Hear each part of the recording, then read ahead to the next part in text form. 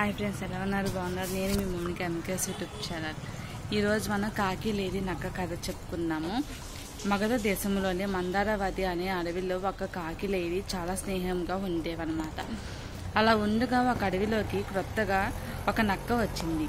దానికి ఈ లేడీని తినవలసిందనిపించింది.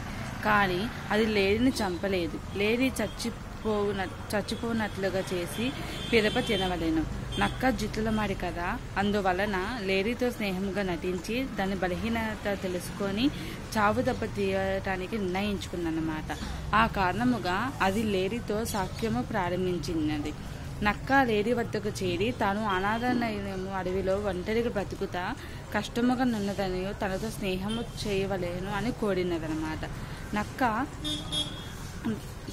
నక్క తలపెట్టిన వంచన తెలియని మంచి మనసు గల లేడీ సర్లే అమ్మని దానితో స్నేహం చేసింది. ఇంతలో కాకి వచ్చింది. దానికి నక్క తోడి స్నేహము నచ్చలేదన్నమాట.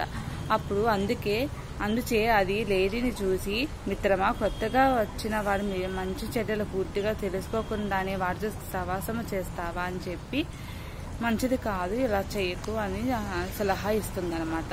అప్పుడు లేడీ ఇలా అంటుంది. అంతా లేడీ కాకి, నేను దీని గురించి అంతగా తెలుసుకున్నాను. దీనికి నా అనువారు ఎవరినూ లేరట. పాపం అరణ్యంలో ఒంటరిగా బ్రతుకుతుంది, భయపడుతుంది అన్నది. అది విని కాకి, స్నేహితుడా, ఈ విషయం నీకెవరు చెప్పినారు అని ఎడుగా, లేడీ, ఈ నక్క తానే స్వయంగా నాకు చెప్పినది. దానిని చూపించను. కాకి ముక్కు విధించి తాను చెప్పుకొనితేమిలేము. పూర్వం ఇట్లా ఒక పిల్లి చెప్పిన కళ్ళ బొల్లి కబురు నమ్మి జరద్గమమ్మ ముసలి గ్రద్ద సర్వనాశనం అన్నది. అటులన అయినచో ముందు ఆ పిల్లి గ్రద్ద కథ చెప్పు అని లేడి కొడుకు కాకి ఇట్లా చెప్పసాగింది. ముసలి గ్రద్ద మోసకాలి పిల్లి అనేది నెక్స్ట్ వీడియోలో తెలుసుకుందాం.